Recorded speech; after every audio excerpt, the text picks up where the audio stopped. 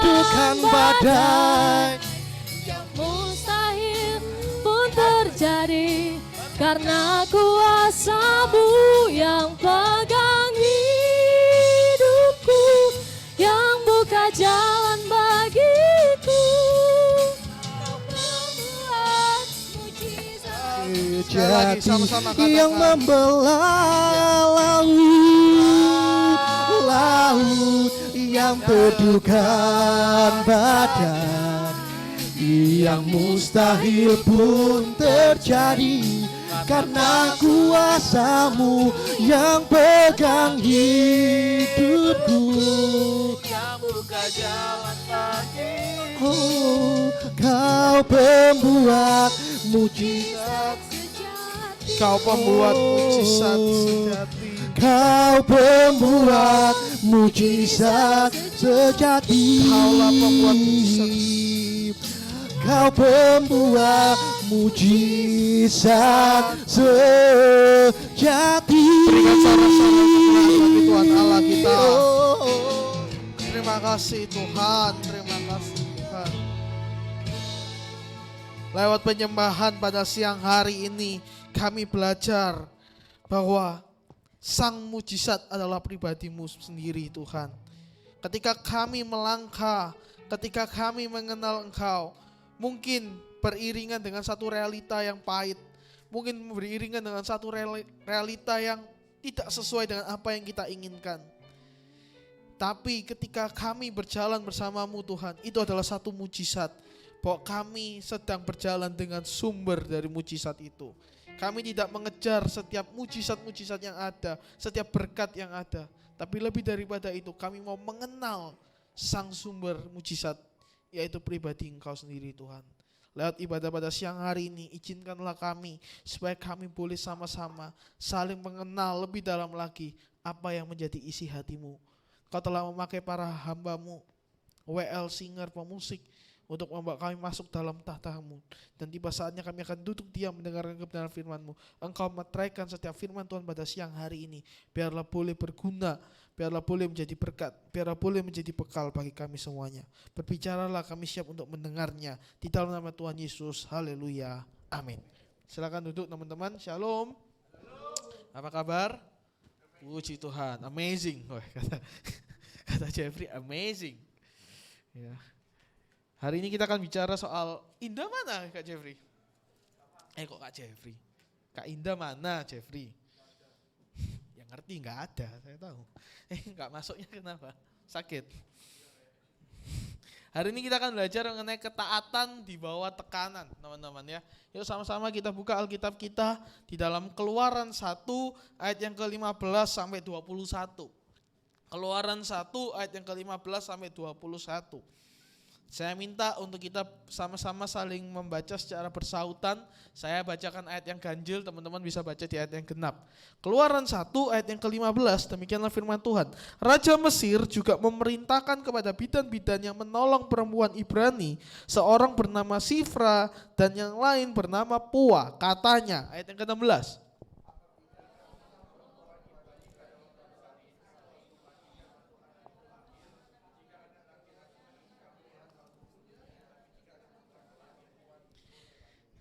Tetapi bidan-bidan itu takut akan Allah dan tidak melakukan seperti yang dikatakan Raja Mesir kepada mereka dan membiarkan bayi-bayi itu hidup.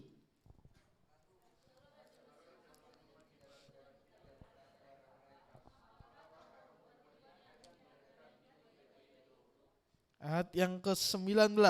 Jawab bidan-bidan itu kepada Firaun, sebab perempuan Ibrani tidak sama dengan perempuan Mesir, melainkan mereka kuat sebelum bidan datang, mereka telah bersalin. Ayat yang ke-20.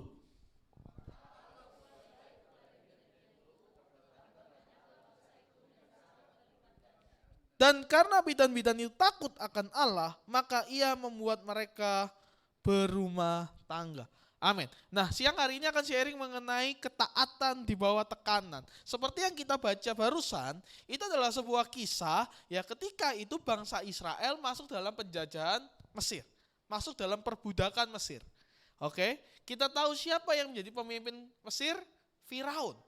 Nah, pada saat itu ya, Firaun menempatkan 2 orang bidan. Anyway, teman-teman tahu bidan ya? Enggak tahu, zaman sekarang mungkin masih ini enggak banyak enggak profesi bidan. Anggapnya zaman sekarang ini ya perawat persalinan ya. Bidan gitu. Jadi Firaun menempatkan 2 perempuan orang Mesir untuk menjadi bidan bagi orang-orang Israel. Kenapa pada saat itu Firaun menempatkan 2 perempuan Mesir ini? Karena Firaun memberikan satu misi, teman-teman ya. Tadi yang kita baca di ayat yang ke-15 ya. Dia kasih misi seperti ini. Kalau kamu ya membantu persalinan orang Israel, kamu coba lihat. Kalau misalnya yang lahir itu adalah bayi perempuan, biarin saja. Tapi kalau bayi laki-laki, kamu harus kasih bunuh.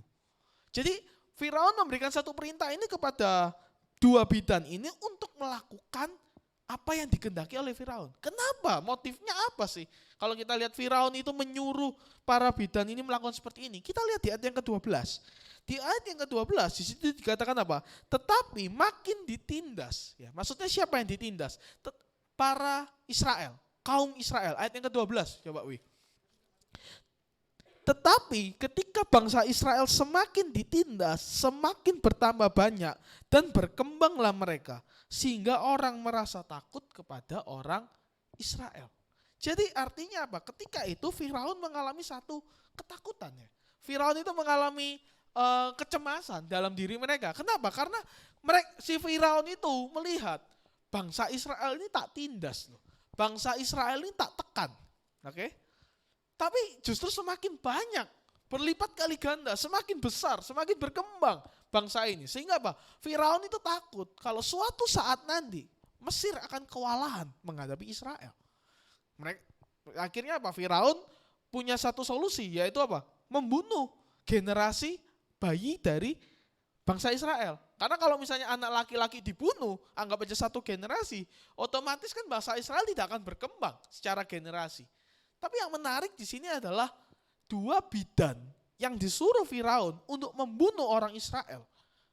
Justru mereka hiraukan. Padahal 2 bidan ini kalau boleh saya katakan adalah orang yang posisinya frontliner teman-teman ya. Garis terdepan. Penentuan kehidupan bangsa Israel semakin berkembang atau tidak kan 2 bidan ini. Tapi yang menariknya adalah ketidaktaatan 2 bidan ini kepada Raja Firaun itu justru menunjukkan satu ketaatan dari diri mereka, bidan ini, kepada Tuhan. Nah, ini yang menarik teman-teman. Yang boleh sama-sama kita pelajari pada siang hari ini. Dari 2 orang yang tidak terpandang ini loh, para bidan ini loh. Tapi Tuhan bisa pakai jadi orang yang terpandang di hadapan Tuhan. Karena kalau kita ngomong secara konteks, pada masa itu, kaum perempuan itu kaum yang, mohon maaf ya, belum punya harga diri pada saat itu. Jadi posisi, pekerjaan, jabatan, semua masih laki-laki, teman-teman. Perempuan hanya ditugaskan mungkin pekerjaan-pekerjaan yang urusannya belakang. Balik layar, yang tidak nampak sama sekali. Termasuk tugas menjadi seorang bidan ini. Gitu loh. Dia tidak punya satu profesi yang baik, gitu kan. Tapi justru dari orang yang tidak terpandang itu, Tuhan bisa pakai mereka. Bahkan Alkitab mencatat bahwa mereka adalah orang-orang yang taat. Nah pada siang hari ini saya coba sharing ya mengenai ketaatan di bawah tekanan. Karena ketika saya merenungkan firman Tuhan pada yang kita baca barusan ya, kita bisa melihat dari tekanan para bidan ini muncul sebuah ketaatan teman-teman. Ini bukan satu hal yang mudah loh, pekerjaan yang mudah ya bagi para bidan ya. Dia ancamannya mati loh. Kalau sampai Firaun tahu kalau mereka tidak melakukan, tidak mengindahkan apa yang diminta Firaun, pasti hukumannya adalah hukuman mati bagi para bidan ini, teman-teman. Sehingga itu memunculkan satu tekanan dalam hidup mereka. Tapi justru dari tekanan yang ada, tekanan dunia, itu muncul ketaatan dari para bidan ini. Ketaatan kepada siapa? Ketaatan kepada Tuhan, teman-teman. Nah hari ini kita mungkin coba merenung ya, kalau kita boleh sama-sama hidup dalam dunia sekularitas, dalam pekerjaan kita, mungkin dalam pelayanan kita, mungkin dunia akan selalu mencetak kita, kamu harus jadi orang yang seperti ini, kamu harus jadi orang seperti ini. Kita akan dituntut tuh, ya, kamu harus jadi orang yang benar-benar sukses, segala macamnya, ya memang itu adalah satu kesuksesan, adalah hal yang pasti semua pengen lah jadi sukses. Tapi seringkali cetakan-cetakan dunia itu melupakan kita sama kebenaran firman Tuhan. Nah, tekanan-tekanan yang ada itu muncul dari sebuah ketaatan. Ketaatan pasti akan muncul dari sebuah tekanan. Nih teman-teman. Kalau misalnya kita dalam kondisi enak, dalam mungkin kondisi yang baik-baik saja, akan sangat mudah mungkin bagi kita untuk taat. Tapi ketika kita ada dalam tekanannya, kisah dari para bidan ini, tekanan dari Firaun, itu memunculkan ketaatan yang luar biasa kepada Tuhan. Ya, coba lah kalau kita relate-kan gitu ya, kayak sekarang saya punya kenalan, dia seorang perokok. Ya, dia seorang perokok, di usia 20 dia suka ngerokok. Usia 30 dia suka ngerokok. Di usia 40 udah masih aktif ngerokok. Dinasehatin sama keluarganya, sama istri, sama anaknya gitu kan. Kurangi rokok. Rokok itu berbahaya, ya kan? Apalagi udah usia tua. Bisa bahaya, bisa ngerusak jantung, bisa ngerusak paru-paru. Dia masih ngerokok. Sampai di usia yang ke-50 masih ngerokok. Sampai di usia yang ke-60, akhirnya apa? Satu waktu dia batuk-batuk. Batuk berdahak gitu kan. Batuk kering. Singkat cerita, ternyata dokter mendiagnosis dia adalah kanker paru-paru. Karena dia masih aktif dalam ngerokok. Nah, tekanannya dan masalahnya adalah kanker paru-parunya itu sampai stadium 4, teman-teman. Nah itu loh, dari tekanan yang ada, akhirnya muncul ketaatan dalam dirinya untuk berhenti ngerokok. Mulai ngurangi kebiasaan ngerokok. Nah ini loh, kadang kita manusia, ketaatan itu muncul karena tekanan. Gitu ya, misalnya ya saya punya temannya Diki juga ya. Dia itu orangnya foya-foya gitu ya, suka nraktir sana, suka nraktir sini. Tapi dapat tekanan, kamu kalau nggak serius sama aku bisa cari pasangan yang lain. Tekanan kan, pressure. Mana keseriusan dari hubungan rumah tangga gitu kan? Karena kita udah masuk di menginjak usia dewasa ya otomatis. Karena tekanan itu, wah muncul sebuah ketaatan. Ini kenapa pada ketawa-ketawa tipis sih? Muncul sebuah ketaatan apa? Membiasakan untuk menabung, investasi. Meskipun saya nggak tahu investasinya bodong, investasi yang sehat. Tapi itu loh. Kita seringkali karena dari tekanan akan muncul sebuah ketaatan. Nah ini yang sama-sama kita pelajari ya. Apa sih value dari sebuah ketaatan? Khususnya mengenai di dalam tekanan ini. Yang pertama ya, saya mau tunjukkan teman-teman bahwa value dari taat di dalam tekanan itu mengekspos kualitas iman. Kita baca di ayat yang ke-17 teman-teman. Saya akan bacakan untuk teman-teman. Tetapi bidan-bidan itu takut akan Allah dan tidak melakukan seperti yang dikatakan Raja Mesir kepada mereka dan membiarkan bayi-bayi itu hidup. Nah ini, poin yang pertama yang membuat si para bidan itu tidak mengindahkan apa yang Firaun suruh. Karena Firaun kan nyuruh bunuhan. Kalau misalnya kamu ketemu bayi laki-laki, kasih bunuh. Gitu loh. Tapi mereka, Alkitab mencatat, takut akan Allah dan tidak melakukan seperti yang dikatakan oleh Firaun. Sehingga takut akan Allah, takut akan Tuhan adalah dasar tindakan Sifra dan Puah untuk tidak mau mengikuti apa yang dikatakan Firaun. Kok bisa teman-teman? Ini disebut ketaatan. Ya, teman-teman mungkin kita akan mikir, kok bisa Mar? Ini disebut ketaatan. Kok padahal kan Firaun nyuruhnya A, gitu. Tapi mereka melakukan B. Apakah ini disebut ketaatan? Teman-teman, saya mau kasih jawaban bagi chef kita ya. Bahwa sebenarnya ketaatan itu bicara soal posisi hidup, teman-teman. Ketaatan bukan bicara sekedar kita takut warga organisatoris gitu ya. Kalau beberapa waktu yang lalu kalau nggak salah khotbahnya Kobudi ya juga menunjukkan ketaatan. Kamu taat karena kamu merasa takut, ya itu namanya bukan taat, karena kamu takut. Karena kamu merasa posisimu lemah. Ketaatan bukan bicara pada sesuatu yang menunjukkan karena keadaan. Oh karena keadaan, ya dia adalah rajaku, dia Firaun, orang yang aku takutin. Ya wis lah tak turutin. Gitu. Ketaatan bukan karena takut akan mungkin kehilangan jabatan, kehilangan posisi. Bukan teman-teman. Tapi siang hari ini kita mau belajar, ketaatan itu bicara posisi hidup. Yaitu apa? Memposisikan tunduk kepada sang kebenaran. Gitu loh.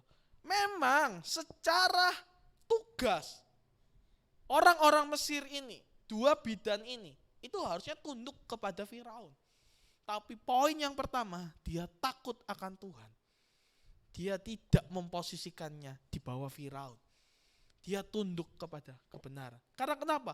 Karena mereka ini punya hati yang bersih.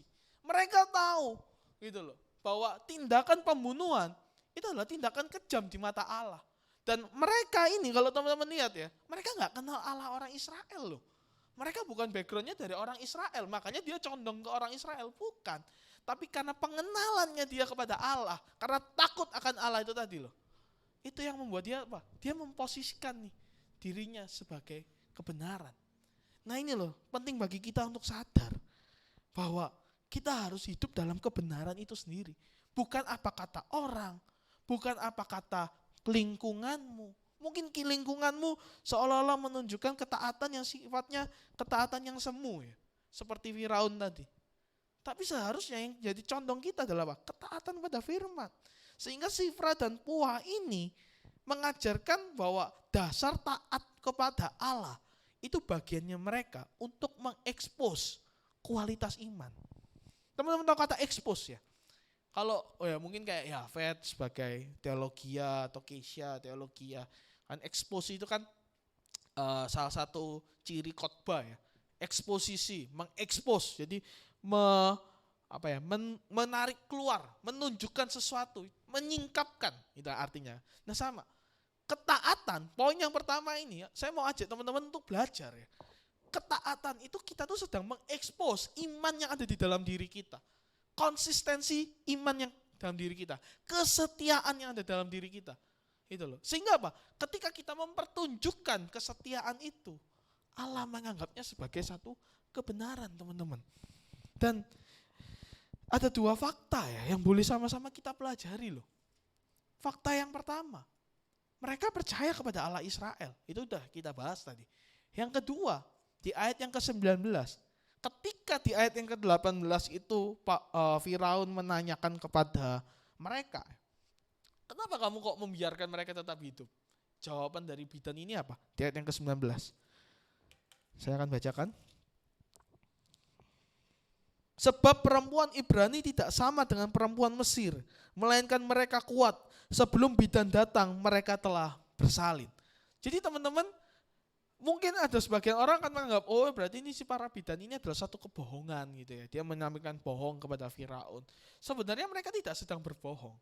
Karena secara budaya pada saat itu, orang-orang Israel, perempuan-perempuan Israel itu terlahir secara kuat. Jadi mereka sudah terbiasa lahir tanpa ada seorang bidan. Nah, akhirnya apa? Itulah yang membuat para bidan ini punya alasan untuk menyampaikan. Gitu loh. Dan saya percaya alasan ini adalah alasannya penuh hikmat, teman-teman. Ini bukan, maksudnya poinnya bukan si para bidan ini berbohong, bukan teman-teman. Tapi poinnya adalah para bidan ini memposisikan diri mereka dalam kebenaran. Sehingga apa? Ketika mereka tahu mungkin ini instruksi yang menjerumuskan bagi mereka, justru mereka menunjukkan iman mereka kepada Tuhan. Yaitu apa? Oh ini salah. Dan aku tetap berketetapan tidak menajiskan, berketetapan tidak melanggar apa yang Tuhan gak suka dalam hidup mereka. Dan inilah yang boleh sama-sama kita pelajari. Arti kata takut akan Tuhan, itu bicara soal ketertundukan, teman-teman. Ketika saya mencoba mencari, mendalami firman Tuhan pada pagi hari ini, siang hari ini ya. Jadi dikatakan takut akan Tuhan. Itu memiliki arti kata tunduk. Dan taat dalam bahasa Yunaninya, itu memiliki kata hupakoi, artinya penundukan diri. Artinya ketaatan sama takut akan Allah, itu adalah sama teman-teman. Penundukan diri kita di hadapan Allah. Atau bahasa Inggrisnya apa? Submission. Saya kalau ngomong submission itu ingat kalau misalnya di kuliah gitu ya, ada portal. Jadi kalau di UNER itu setiap kita ngelihat materi kelas sebelum kelas berlangsung gitu ya, itu biasanya dosen itu mengupload PPT-nya untuk supaya kita bahan belajar. Atau mungkin setelah kelas dia upload, terus misalnya ada tugas yang kita harus kumpulkan, itu enggak kumpulinnya pergi ke kampus gitu enggak, itu udah zaman kuno. Jadi kita lewatnya semua serba online gitu loh. Nah, di dalam satu portal itu gitu ya, itu isinya komplit teman-teman. Mau mengenai assignment, mau mengenai dosen, mau mengenai materi, semuanya ada. Nah, kalau misalnya kita mau kumpulkan tugas ya kan, kita harus submit itu. Submit filenya kita. Nah, di situ ada satu instruksi teman-teman, kayak satu warning. Apakah kamu sudah merasa yakin dengan file ini, ibaratnya gitu ya. Kalau misalnya kita nggak klik itu, suatu saat nanti misalnya kita upload, terus kita merasa, oh mau tak tambahi, oh ini mau tak ganti, ternyata salah file, kita bisa rubah. Tapi ketika kita ada tulisan itu final submission, ya, tulisannya seperti itu. Waktu kita klik, itu sudah tervalidasi, dan itu akan langsung ke input di dalam portalnya dosen. Jadi dosen bisa langsung ngelihat tugas kita, gitu loh. Nah, final submission, waktu kita ngomong soal final submission, gitu ya, itu ada satu ketetapan yang dimana kita nggak bisa berubah tuh di situ. Kita nggak bisa tuh digoncang-goncangkan. Kita nggak bisa tuh plan istilahnya ya. Oh, nanti tak unsend dulu gitu ya. WA nggak bisa WA mungkin masih bisa di unsend. Tapi kayak email gitu kan mungkin unsend hanya beberapa detik saja. Nah itu loh, kebenaran firman Tuhan, ketaatan kita itu bicara soal final submission nggak? Benar-benar tunduk nggak? Dan kalau kita ngomong, oh ya Tuhan aku taat, oh ya Tuhan aku tunduk kepada Tuhan, maka seharusnya apa? Kita tidak mudah digoyangkan. Kita tidak mudah untuk dipelin-pelankan situ sana sini. Gitu loh. Karena apa? Satu ketetapan dalam hati kita, memposisikan diri kita kepada yang benar. Sehingga penundukan diri atau bicara soal ketaatan itu adalah bagian dari iman, teman-teman. Dan iman dan ketaatan itu akan terus berjalan beriringan di tengah kemustahilan. Kita buka tuh di dalam Ibrani 11 ayat 8. Ya. Karena iman Abraham taat ketika ia dipanggil untuk berangkat ke negeri yang akan diterimanya menjadi milik pusakanya.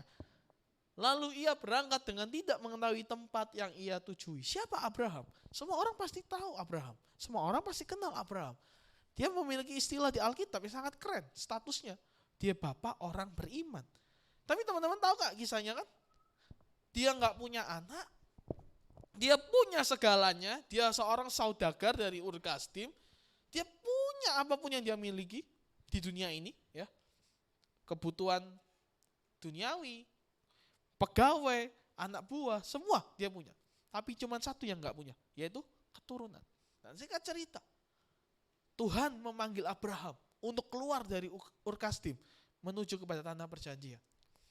Dan di situ loh iman Abraham diuji. Sampai nanti kalau kita ngomong soal Abraham, sampai nanti Abraham harus menyerahkan anaknya. Itu adalah satu ujian bagi iman Abraham. Dan teman-teman, ketika Abraham keluar dari Ur Kasdim, apakah Abraham udah tahu apa yang jadi rencana Tuhan? Halo? Mereka nggak tahu. Abraham nggak tahu loh apa yang menjadi rencana Tuhan. Abraham juga nggak tahu loh yang dimaksud tanah perjanjian itu apa. Sehingga teman-teman bisa baca ya, ia berangkat dengan tidak mengetahui tempat yang ia tujui. Artinya apa? Bicara soal ketaatan ini loh, satu hal misteri, ya, yang dimana ketaatan dan iman itu akan selalu bersamaan di tengah hal-hal yang misteri itu. Kita mungkin nggak tahu rencana Tuhan ini mau ngomong apa sih. Kita mungkin nggak tahu apa sih yang jadi maksudnya Tuhan dalam kehidupan kita. Kok Tuhan menempatkan aku di posisi yang seperti ini? Kok Tuhan menaruh aku di dalam keadaan yang seperti ini? Mungkin secara manusia, pikiran manusia, kita tidak bisa menjawabnya, teman-teman. Tapi saya mau kasih tahu ya, bahwa iman atau bicara soal taat adalah bentuk percaya pada janji Tuhan. Meski realitas sedang bertolak belakang dengan janji Tuhan. Saya mau kasih tahu sekali lagi ya. Iman atau bicara soal ketaatan, penundukan diri itu adalah bentuk percaya kepada janji Tuhan. Meski realitanya itu tampaknya bertolak belakang dengan apa yang Tuhan janjikan. Kalau teman-teman lihat Abraham juga pernah loh di posisi yang seperti ini. Mana Tuhan? Katanya punya keturunan, ya aku wis tua gini kok. Keturunan mau berlaksa-laksa seperti di pasir. Gak mungkin, sesuatu hal yang misteri itu. Tapi hari ini kita belajar seorang Abraham, seorang Sifra dan Puah. Mungkin secara konsep ya, ngapain sih Sifra dan Puah itu untuk boro-boro harus memanipulasi Firaun gitu ya, karena mereka takut akan Allah. Kenapa? Ngapain gitu loh. Tapi sebenarnya kalau kita bisa lihat, Sifra dan Puah berketetapan gitu loh. Untuk apa? Memposisikan diri mereka tunduk kepada Tuhan. Meskipun secara realitanya mereka juga nggak tahu Tuhan itu mau bawa dia kemana. Meskipun mungkin Sifra dan Puah juga nggak tahu endingnya nanti seperti apa dari nasibnya Sifra dan Puah. Ini yang boleh sama-sama kita pelajari di poin yang pertama. Ayo teman-teman, ketika kita ngomong soal ketaatan, maka kita sedang mengekspos kualitas iman kita. Kalau kualitas iman kita setengah-setengah di hadapan Tuhan, ya, maka saya bisa katakan itu bukan satu ketaatan. Kemarin ya kita teman-teman acara dari divisi acaranya ulang tahun gereja ini kan ada satu project. Kita beberapa narasumber interview ke beberapa narasumber, saya, Peter, terus Sevina, Vina, kita ini ya interview. Kok ya kebetulan saya dapat Bu Marsyani. Ini nggak ada faktor Bu Marsyani ya, non teknis lah ya. Tapi saya itu disuruh interview Bu Marsyani. Saya tanyakan secara gamblang. Ya kita tahu Bu Marsyani memilih pelayanan yang mungkin sifatnya berbeda seperti biasanya ya. Saya tanya gitu kan, loh kok bisa Tante mengambil pelayanan yang seperti ini gitu loh. Pelayanan yang kalau orang misalnya terpanggil Tuhan untuk jadi pendeta, banyak. Panggil jadi Tuhan lah. Bahaya. Terpanggil jadi pendeta, banyak teman-teman. Terpanggil untuk membangun gereja, banyak juga, ada. Terpanggil untuk melakukan gerakan sosial juga banyak gitu. Tapi kok Bu Marsyani ini mengapa mengambil pelayanan panti asuhan? Membuka panti asuhan, apalagi mengambil seperti Peter, ya, Elia, ini kan satu hal yang mungkin kenapa? Saya tanyakan itu kepada Bu Marsyani gitu kan. Dan dia ngomong secara audible, intinya dia secara satu audible, satu ketetapan iman bagi dia bahwa Tuhan menginginnya seperti ini. Gitu loh. Karena dia mendapatkan satu berkat dan beliau bingung, berkat ini mau dikemanain, mau diapain. Gitu loh. Akhirnya apa? Membangun panti asuhan. Dan saya tanya, pernah nggak dalam perjalanan ketika Anda membangun panti asuhan itu, terus tiba-tiba keinget sama ucapan-ucapan dari orang-orang. Karena pada saat dia mengambil pelayanan seperti itu, banyak orang yang mencoba untuk mencibir, mencoba untuk meremehkan, gitu ya. Tapi ya, ucapannya saya catat di sini ya, bahwa waktu itu saya tanya kan, kenapa? Ada nggak di posisi Tante itu mempertanyakan sama panggilan Tuhan? Atau istilahnya gini deh, Tante keinget sama ucapan teman Tante, yang ngapain kamu itu harus buka panti, ngapain kamu harus ngelakuin hal seperti ini. Terus tiba-tiba Tante kepikiran bahwa iya ya, benar juga ya apa yang dikatain sama temanku. Tahu nggak jawaban dari Bu Marsyani ngomong apa sih? Dia ngomong gini, saya nggak pedulikan omongan orang, saya nggak mikir dua kali. Kalau mungkin itu rencana saya bisa mikir dua kali. Tapi kalau ini rencana Tuhan, saya nggak perlu mikir dua kali. Dan dia ngomong, saya nggak ngurus Mar, mau orang ngomong apa, mau orang minta apa, mau orang punya persepsi apa dengan pelayanan saya nggak pedulikan itu. Karena pertanggungjawaban pelayanan saya itu kepada Tuhan, bukan kepada mereka. Ketika saya merenung gitu, saya mencoba bikin transkrip, gitu kan. Iya, kadang kita itu lupa. Ketaatan itu jadi satu hal yang sekian, nomor 2, nomor 3. Padahal ketaatan itu bentuk ekspresi cinta kita kepada Tuhan. Bener loh. Kalau Tuhan itu udah taat sama kita, oh iya pasti. Tuhan selalu senantiasa memberkati kita, oh itu sudah pasti. Tuhan selalu menjaga kita, pasti. Tapi kalau tanya itu dibalik, apakah kita sudah benar-benar kasih yang terbaik untuk Tuhan? Apakah kita sudah benar-benar menjalani kehidupan apa yang Tuhan inginkan? Mungkin kita akan mikir dua kali akan hal itu. Karena apa? Karena kita nggak taat. Ketaatan adalah bentuk ekspresimu, ekspresi imanmu di hadapan Tuhan. Gitu. Dan ingat, mengerjakan apa yang Tuhan mau, bukan apa yang kita mau. Kalau yang kita mau mungkin plan A, tapi Tuhan punya plan B, tapi ternyata plan B itu jauh lebih besar daripada plannya kita. Ya masakah kita harus menolaknya? Gitu. Tapi seringkali manusia ambil jalan pintas tuh. Mereka merasa tidak percaya dengan proses, mereka merasa tidak percaya dengan apa yang Tuhan janjikan. Sehingga apa? Dia putus tuh. Harusnya jalannya seperti ini, dia ambil jalan pintas dengan caranya sendiri. Ada berapa banyak sih tokoh-tokoh di Alkitab kalau kita boleh lihat ya, bicara soal ketaatan. Nuh, misalnya, dia harus disuruh Tuhan untuk membangun Batra. Ya. Ketaatannya itu diuji loh. Ketika dia dianggap sebagai orang gila sama tetangga-tetangganya, ketaatannya diuji. Apakah Nuh mendapat perintah Tuhan itu? Dia sudah memandang, oh iya nanti akan ada bencana besar, akan ada Batra, akan ada air yang mengapung mengelilingi dunia ini. Dia nggak punya pikiran seperti itu. Gelap. Masih dalam satu hal misteri. Nuh, Abraham. Tapi kita boleh lihat, dari ketaatan itu adalah satu bentuk kualitas iman kesetiaan kepada Tuhan. Yang kedua, dan ini menjadi yang terakhir bagi setiap kita. Ya, bahwa bukan hanya sekedar menunjukkan kualitas iman, tapi juga sebagai suksesor. Alias apa sih? Orang yang sukses menjadi penggenapan rencana Tuhan. Kalau kita boleh lihat di dalam ayat yang ke-20. Multimedia boleh tampilkan atau di sini sudah muncul ya, kecil tuh tulisannya. Maka Allah berbuat baik kepada bidan-bidan itu, bertambah banyaklah bangsa itu dan sangat berlipat ganda. Teman-teman, di ayat yang ke-20 ini menunjukkan bahwa iman ketaatan dari dua bidan ini loh, membuat bangsa Israel berlipat-lipat ganda dalam generasi mereka.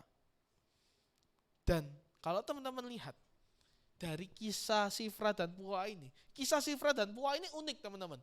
Di Alkitab cuma satu kali disebutkan, yaitu yang kita baca sekarang. Jadi tidak ada pengembangan teks di dalamnya. Tapi saya boleh kasih contoh adalah gini loh. Dari ketaatan Sifra dan Puah, kalau teman-teman lihat di Keluaran kedua, seorang bayi Musa lahir. Siapa Musa itu?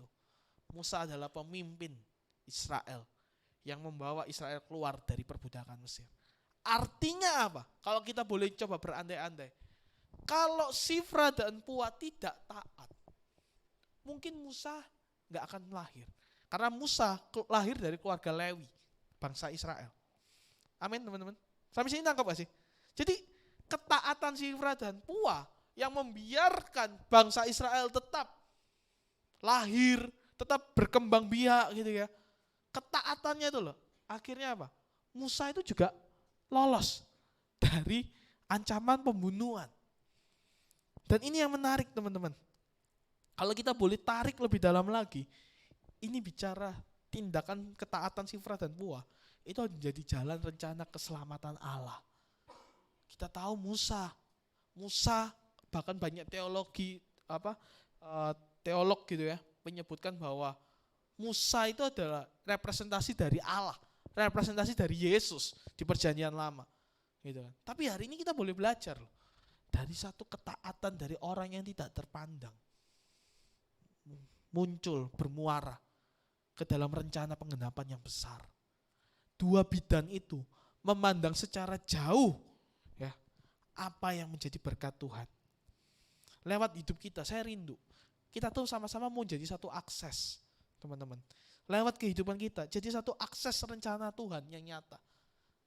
Di tengah ketaatan kita, di tengah tekanan itu, kita tetap belajar taat, teman-teman. Karena hidup yang taat itu menghasilkan terobosan berkat di generasi yang ada. Siapa sih yang rindu kita mau jadi pahlawan-pahlawan di masa sekarang, di masa digitalisasi lah, saya mau katakan seperti itu. Siapa sih yang pengen? Harusnya kita semua kepengen loh, jadi pahlawan-pahlawan generasi kita sekarang. Apalagi di usia kita yang muda, energik, gitu kan. Punya segalanya lah. Kita diperlengkapi dengan secara luar biasa. Bukan cuma secara gereja ya, perlengkapan gereja. No, secara fasilitas kita sudah sangat diperlengkapi. Gitu. Tinggal permasalahannya, kita mau nggak sih kita menjadi suksesor dari rencana Allah, penggenapan rencana Allah. Buah dari ketaatan itu loh, mewujudkan apa? Rencana Tuhan itu boleh terbuka dalam setiap kehidupan kita. So hari ini saya mau simpulkan bahwa iman ketaatan manusia itu membuka gambaran besar rencana Allah bagi realitas tekanan kita. Tekanan kita mau bicara tekanan yang seperti apa? Tekanan mungkin dalam, aku dalam kondisi keluarga yang gak enak. Aku dalam kondisi pekerjaan yang gak enak. Aku dalam kondisi mungkin rumah tangga yang sulit rasanya. Atau mungkin aku dalam lahir sebagai satu kondisi masalah, latar belakang yang buruk. Kondisi yang sekarang buruk. Tapi saya mau kasih tahu, iman ketaatan kita itu loh membuka gambaran rencana Allah yang besar di tengah tekananmu. Baik dalam keluargamu, baik dalam pekerjaanmu, baik dalam pelayananmu, baik dalam seluruh lini kehidupanmu. Sehingga mau gak sih kita tuh jadi istilahnya, pemecah deadlock, pemecah kebuntuan dari setiap masalah. Pernah gak sih teman-teman kayak mikir gini, setiap kali gak ada teman-teman itu dalam lingkungan teman-teman itu isinya berantem terus. Kayak susah banget menemukan solusi. Tapi waktu kehadiran teman-teman jadi berkat tuh di situ. Nah itu loh. Mungkin secara kasat mata kita, secara mata fisik kita melihat masalah. Tapi sebenarnya secara mata iman, Tuhan Yesus sedang menaruh Anda di kondisi yang penuh dengan masalah itu untuk menjadi terobosan. Seperti Sifra dan Puah. So hari ini poin yang kedua, value dari sebuah ketaatan, yaitu apa sih? Menjadi suksesor dari rencana penggenapan Allah. Tapi kalau hari ini kita nggak taat, kita bukan jadi orang yang sukses dalam menjalankan penggenapan Allah. Bisa jadi Tuhan memilih orang lain yang mungkin kapasitasnya beda dengan kita. Biarlah firman Tuhan pada siang hari ini boleh sama-sama menguatkan kita. Di ayat ke-21 teman-teman, ini menjadi penutup ya, ayat penutup bagi kita. Kita lihat, coba kita sama-sama baca ya, Keluaran 1 ayat yang ke-21. Boleh ditampilkan? Keluaran 1 ayat yang ke-21. Yuk sama-sama, 1, 2, 3, ya. Dan karena bidan-bidan itu takut akan Allah, maka ia membuat mereka berumah tangga. So, kesimpulannya gini, penutupnya di kisah itu adalah ketika Tuhan melihat ketaatan dari Sifra dan Puah, ya, sehingga mereka mengekspos iman mereka bahwa mereka takut kepada Allah dan membiarkan bangsa Israel terus berkembang biak bertambah banyak, maka Tuhan membuat mereka berumah tangga. Maksudnya apa sih? Akhirnya mereka itu diberikan suami. Apa korelasinya? Teman-teman tahu, pada saat itu bangsa, maksudnya budaya Timur Tengah itu masih kental dengan patriarkisme. Gimana patriarki, teman-teman tahu ya patriarki? Memposisikan sebagai pria itu sebagai posisi yang nomor 1. Perempuan gak punya hak, perempuan gak bisa apa-apa. Maaf ya kalau boleh saya bilang, pada saat itu perempuan itu hanya menjadi alat seks. Jadi hanya sekedar, ya yang penting buat berkembang biak aja. Tapi lebih daripada itu, dia gak punya posisi apa-apa. Makanya gak kaget, pada zaman dulu ada banyak kan, prianya 1, istrinya banyak. Prianya 1, istrinya banyak. Dan itu dibenarkan pada masa itu. Karena belum ada Injil, belum ada satu ketetapan. Karena itu masih budaya. Kita ngomong kajian budaya loh ini ya. Tapi ketika Tuhan melihat perbuatan baik Sifra dan Puah, teman-teman, Alkitab mencatat loh. Maka Allah membuat berumah tangga. Artinya apa? Tuhan mengangkat derajat dari dua bidan ini. Yang mungkin dia tidak terpandang, teman-teman. Yang mungkin pada saat itu para perempuan tidak punya mindset dengan apa yang disebut dengan suami, apa yang disebut dengan pasangan. Dia nggak punya mindset itu. Tapi Tuhan memberikan berkat. Mereka menjadi keluarga. Mereka bisa membangun keluarga. Mereka punya suami. Tuhan mengangkat derajat dari para bidan ini. Tuhan memberikan satu berkat yang luar biasa dari bidan ini. Lahir dari sebuah ketaatan. Saya rindu teman-teman, siang hari ini kita belajar taat. Kita juga belajar Tuhan sedang menyiapkan kita dalam porsi yang besar, dalam proses yang panjang. Tapi dari ketaatan yang panjang itu akan muncul kemuliaan, berkat yang luar biasa, anugerah yang terindah bagi setiap hidup kita. Berikan tepuk tangan yang paling meriah bagi Tuhan Allah kita. Saya undang untuk para pemusik WL maju ke depan.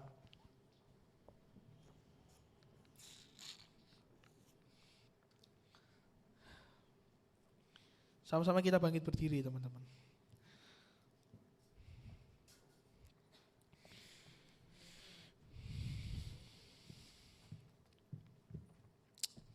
Kita nyanyikan satu lagu ya. Sebenarnya ini lagu kesukaannya sahabat saya, Yosef. Tapi kenapa Yosef tidak datang hari ini? Tapi sama-sama yuk kita renungin ya. Mengenai tekanan. Ketaatan di bawah tekanan. Kita nyanyikan lagu Yesus kau terindah.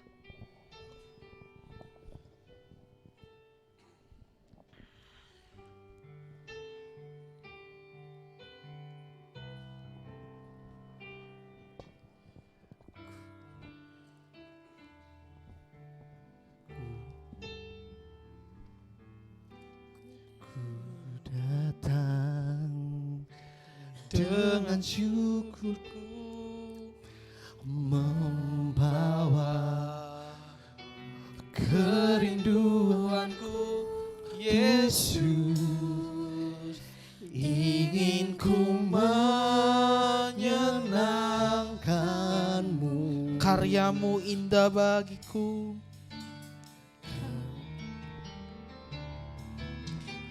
karyamu indah bagiku,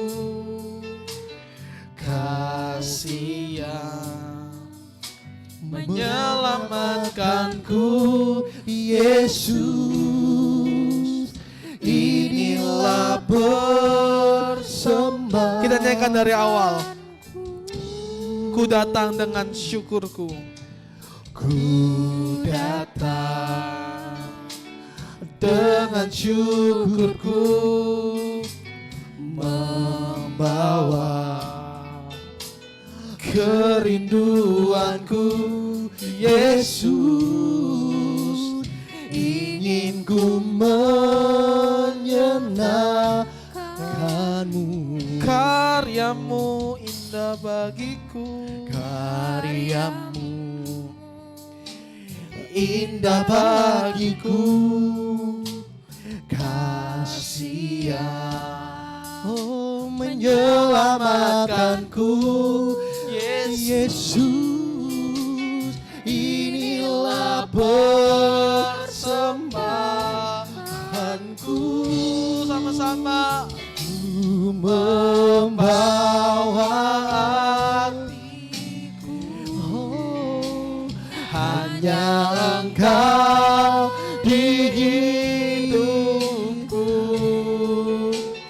Yesusku, Kau terindah, selamanya ku menyembahmu. Sama-sama. Ku membawa hidupku, membawa hidupku,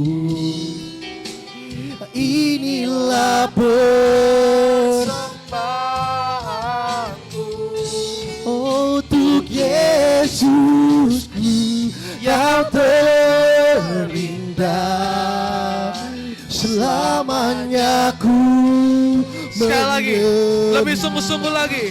Angkat tanganmu, katakan. Ku membawa hanya Engkau di hidupku, Yesus, Kau terindah, selamanya ku menyembahmu. Ku membawa hidupku, oh inilah persembahanku, untuk Yesusku yang terindah, indah, selamanya ku menyembahmu, ku membawa setiap ketaatan kami, Tuhan. Kami membawa setiap penundukan diri kami di hadapan hanya Tuhan. Engkau di hidupku, Yesusku, Kau terindah. Selamanya Kami mau menyembahmu. Sebab kami tahu ku membawa ini kami, Tuhan. Inilah penyembahan Yesusku yang terindah. Selamanya ku menyembahmu, ku membawa diriku. Hanya ini hati kami, Tuhan. Hanya satu ketaatan kami, Tuhan. Yesusku, Kau terindah, selamanya ku menyembah. Kami membawa hidupku, membawa ini hidupku di tengah keterbatasan kami, Tuhan. Inilah Di tengah kekecewaan kami tetap datang kepadamu, Tuhan. untuk Yesus yang terindah. Selamanya ku menyembah. Siang hari ini bukan satu kebetulan ketika kita mendengar kebenaran firman Tuhan hari ini. Bicara soal ketaatan, itu bagiannya kita, teman-teman. Seringkali kita susah melihat berkat. Kenapa? Karena kita memikirkan apa yang seharusnya Tuhan kerjakan. Kita tidak mengerjakan apa yang jadi bagian kita sibuk mengerjakan yang Tuhan harusnya kerjakan. Siang hari ini saya mau ajak teman-teman untuk belajar. Apa sih bagian kerjanya kita itu? Taat. That's it.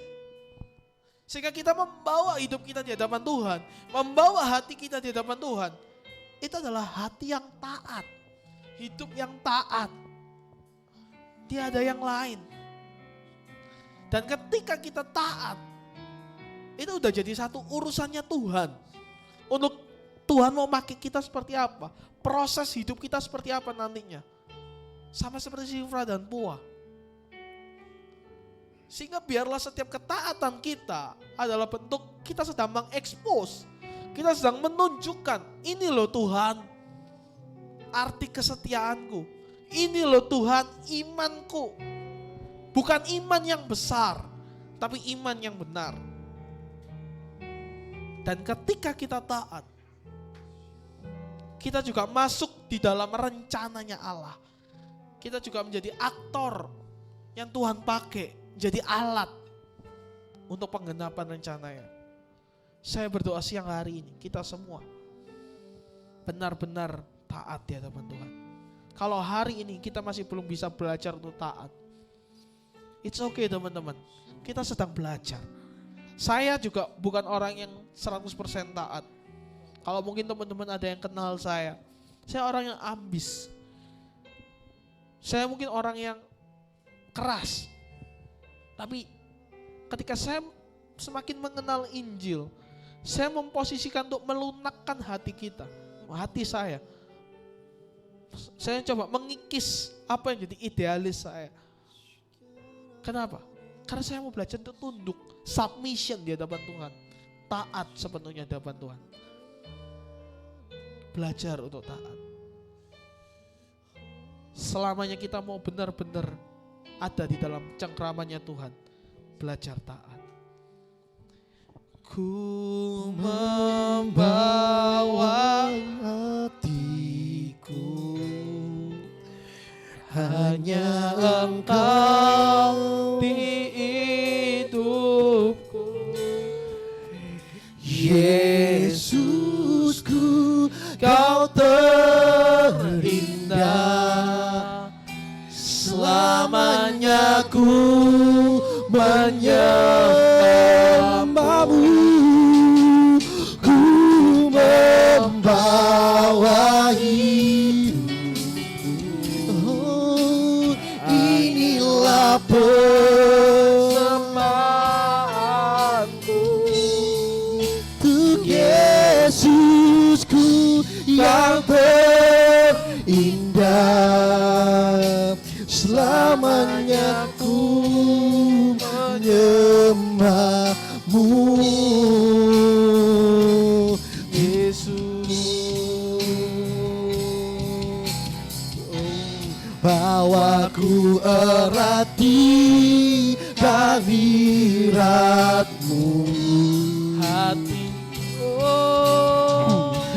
hatiku persembahan bagimu. Jiwaku tenang di hadiratmu, jiwaku tenang di hadiratmu. Hatiku aman, hatiku aman dalam kasih-Mu. Oh, ku membawa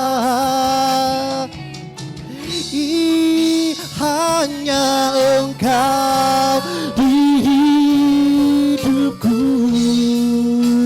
Yesusku, kau terindah. Selamanya ku menyembahmu, ku membawa hanya Kau Yesus.